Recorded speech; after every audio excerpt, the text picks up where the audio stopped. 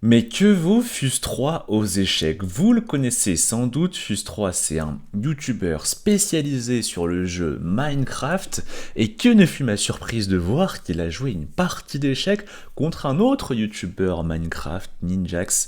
Et en fait, la partie a eu lieu sur Minecraft même, on peut même jouer aux échecs sur Minecraft, vous imaginez? Alors je vous propose qu'on analyse cette partie et qu'on en déduise ensemble le niveau de Fus3. À la fin de cette vidéo, je vais vous estimer le Elo de Fus3 et aussi donner une surprise à Fus3. Allez, c'est parti. Fus3 qui a commencé avec ici F4, c'est l'ouverture Bird. Pourquoi pas? Alors quand j'ai vu ce coup, je me suis dit, ah ouais, c'est clairement un joueur avancé, parce que on ne joue pas quand même la Bird sans savoir ce qu'on fait. Donc je me suis dit, peut-être que c'est quelqu'un qui tryhard un peu les échecs, qui a regardé une vidéo sur la Bird et qui s'y connaît. Ninjax qui en face joue D5, ok, très bien, ça prend le centre. Et là, j'ai vu F5 et je me suis dit, ok, alors tous mes espoirs sont...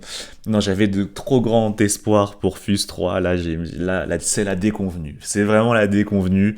Malheureusement, F5, on n'approuve pas du tout.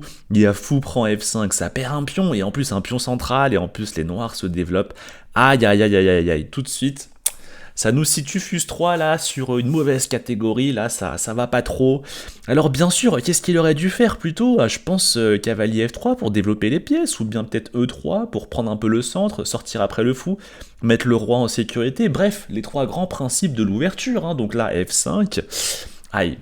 Je comprends qu'il veuille prendre de l'espace, mais il faut le prendre avec toute l'armée qui est développée. Alors là, les noirs ici qui ont joué G5, ouh là là là là, c'est un petit peu surprenant. Il aurait pu prendre le pion, franchement, il l'a pas fait. Et là, je me suis dit, ça se trouve, Fus3, il connaît la prise en passant, et il va nous faire un magnifique F prend G6, parce que c'est quand même une règle qui est pas super bien maîtrisée chez les joueurs amateurs, quand ils débutent, et donc je me suis dit, oh là, si là est nos places, un F prend G6 prise en passant, c'est magnifique. Ça mérite limite la victoire. Et il a joué le modeste H3, que je peux comprendre, parce qu'il a dû se dire, ok, son pion il avance, il menace peut-être d'avancer plus loin, et il joue H3. Le truc, c'est qu'en fait, aux échecs, très souvent, les pions, justement, on va pas les avancer comme ça tout seul, parce que c'est comme si un petit peu vous envoyez, on va dire, un fantassin un peu au casse-pipe. Un pion qu'on envoie tout seul chez l'armée, très souvent, il se fait capturer. Donc en fait, là, Fus3, il aurait pu juste prendre le centre par exemple avec D4 et ensuite développer les pièces. Par exemple, vous voyez, là il attaque ici le pion G5. Si le pion G5 il avance, comme il avait peut-être peur, vu qu'il a joué H3, bah, le problème c'est juste quelque chose comme E3 par exemple, et vous voyez, le pion très très vite il peut facilement se faire attaquer. Alors peut-être pas tout de suite parce qu'il y a fou prend F5, mais vous voyez un petit peu l'idée, c'est qu'on sent bien que le pion, plus il va avancer, plus il va être isolé du reste de l'armée noire, et ça aurait pu du coup expliquer pourquoi c'était pas nécessaire forcément de jouer H3 pour empêcher la poussée G4. Alors ici, Ninjax qui a joué H5, donc là je sens qu'ils se sont créés une bataille là au niveau de la case G4. Alors ça aurait été très marrant qu'il nous balance un petit dame D6 et que et que Fus3 joue un petit coup de cavalier et qu'on ait droit à un petit dame G3 échec et mat. Mais je pense que les noirs aussi en face, ils ont à peu près le même niveau que Fus3, donc H5. Ok. Au moins, ils se comprennent sur, on va dire, la problématique qu'ils ont en commun, ici la case G4, bien que je pense que c'était pas forcément l'enjeu principal ici. Encore une fois, fallait plutôt, je pense, respecter les trois grands principes de l'ouverture, ce que Fus3 fait enfin avec cavalier F3, on adore, ça j'approuve à fond, magnifique, il développe le cavalier, attaque le pion G5, là j'ai commencé à me dire, ok, en fait c'est juste qu'il avait mal commencé, en fait il commence à revenir dans le droit chemin. Ici, Ninjax qui joue C6. Ok, C6, bon, pourquoi pas. Et cavalier prend G5, Fus3, magnifique. Là, les deux derniers coups qu'il vient de faire, il remonte énormément là dans l'échelle Elo que je voulais lui placer.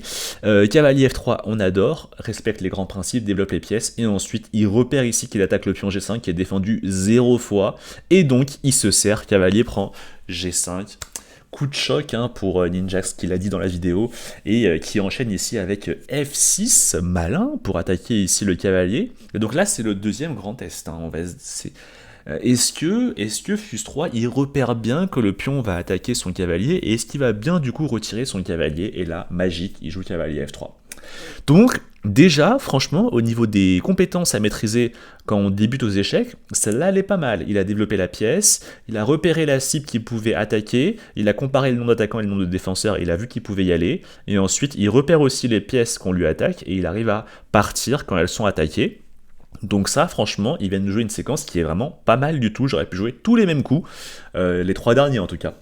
Cavalier H6, joué ici par les noirs, développe le cavalier, attaque le pion F5 et E3, joué par Fus3. C'est magnifique. Là, il remonte à fond. Dans mon estime, là, sur les échelles Elo, E3 c'est très bien, prépare la sortie de la dame. En plus, ici, vous voyez, cette diagonale est quand même vachement faible. On peut avoir un petit délire très très vite du type quelque chose comme ça. Vous voyez, hop, ça peut faire très très mal, et en plus surtout prépare la sortie après du fou pour éventuellement préparer le petit roi qui va mettre le roi en sécurité. Et ici H4 joué par les noirs, pas super franchement H4, parce que déjà le pion il est en prise, et encore une fois, ça respecte pas trop les grands principes de l'ouverture.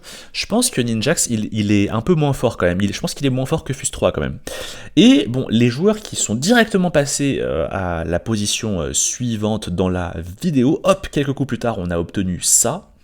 Et on voit que clairement là, mais l'intuition que j'avais là sur le niveau de Fus3, elle est vérifiée, hein. Il est beaucoup mieux que son adversaire, il a réussi à manger ici des pièces, et grosse gaffe de la part des noirs qui jouent fou G7. Et encore une fois, vous voyez sur cette compétence précise de repérer ce qu'il attaque et quel est le ratio attaquant-défenseur, il est très bien, il joue KI, prend G7, gagne une pièce, il fait échec, et ensuite KI C3 il développe les pièces. Alors, j'aime bien quand même le fait qu'il développe les pièces. C'est ce qu'il a fait avec Cavalier F3 qui avait prend G5, et on sent que c'est quand même ça a de l'importance pour Fus3 comparé à son adversaire, parce qu'il a quand même 3 pièces développées, et son adversaire, il a quand même toutes ses pièces qui sont encore sur la première rangée. Et donc, le seul problème, c'est qu'effectivement, ça laisse le cavalier en prise, mais bon, c'est pas mal quand même qu'il développe les pièces. B5, et encore une fois, on voit la même chose, c'est-à-dire que tout à l'heure, le gars lui a joué F6 pour attaquer son cavalier, et il l'a retiré. Là, il lui joue B5, il attaque le fou, et il bouge le fou. Donc encore une fois, il repère bien quand lui attaque des pièces, donc ça lui place déjà clairement pas sur un niveau grand débutant. Fou E6, il a pris, et là il prend, magnifique. Ici, petite fourchette royale, et finalement, il mange la dame, c'est cadeau. C'est magique. Et ici, Caillé prend C6. Bon, Caillé prend C6, original, on va dire. Pourquoi pas, mais parce qu'en fait, son idée, après, c'était de prendre le cavalier et peut-être de placer la fourchette. Donc là, il y avait peut-être un raisonnement, un sacrifice volontaire, quoi.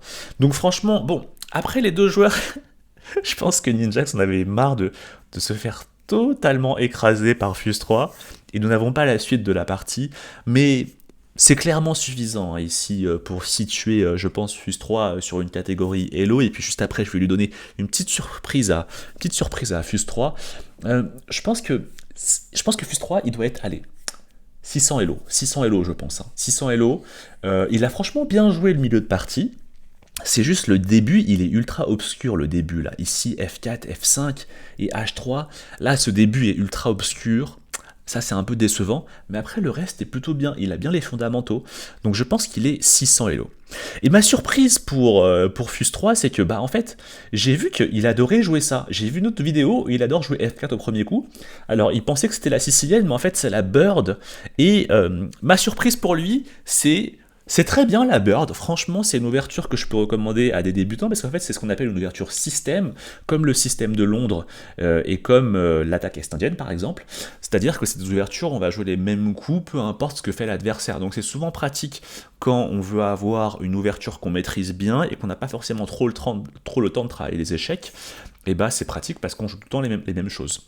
Là, je vais vous montrer un petit peu, je vais montrer à Fus3, si jamais il passe sur la vidéo, comment on joue la bird. Le coup le plus joué ici par les noirs, c'est D5, normal, ils prennent le centre, ils vont pas jouer E5 parce que ce serait en prise. Donc ils jouent D5, on joue cavalier F3, on développe les pièces, pas F5 s'il te plaît, hein. Et cavalier F3, on développe les pièces. Ici, les noirs jouent deux coups principaux, ils développent les cavaliers C6 ou bien cavalier F6. On va commencer par cavalier C6, à chaque fois dans la bird, on joue E3.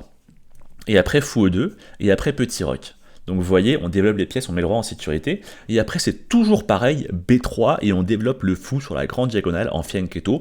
En fait, ça, c'est le truc magique dans la bird, c'est qu'on développe le fou en fianchetto, et en même temps, en combinaison avec les pions E3 et F4 qui seront toujours là, on a un super bon contrôle des cases noires centrales.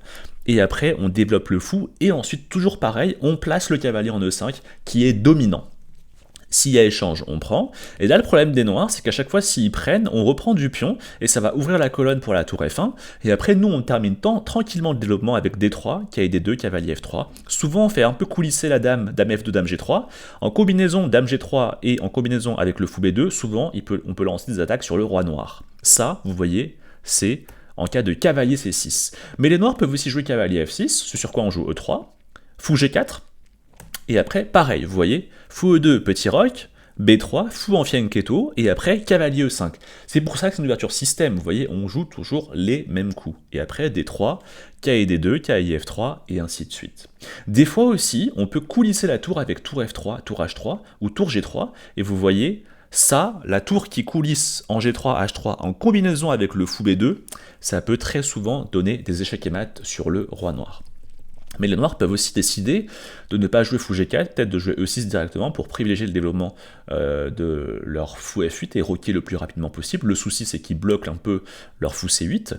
Et là, pareil, fou E2, petit roc, B3, fou B2. Vous voyez, ouverture système. Donc franchement, c'est plutôt un bon choix de la part de Fuse 3 hein, de jouer la bird. C'est juste que c'est pas la sicilienne et il faut la jouer comme ça. Cavalier F3, E3, fou E2, petit roc, et B3, fou B2. Voilà, j'espère que peut-être il va passer sur cette vidéo et que du coup il va se mettre à jouer une superbe bird. Quant à nous, on se retrouve bientôt pour de nouvelles vidéos. Et si vous voulez d'autres conseils pour progresser aux échecs, j'ai ma newsletter, les conseils du samedi. Chaque samedi, un conseil pour progresser aux échecs. Le lien est dans la description. Et on se retrouve bientôt pour de nouvelles vidéos. Ciao, ciao.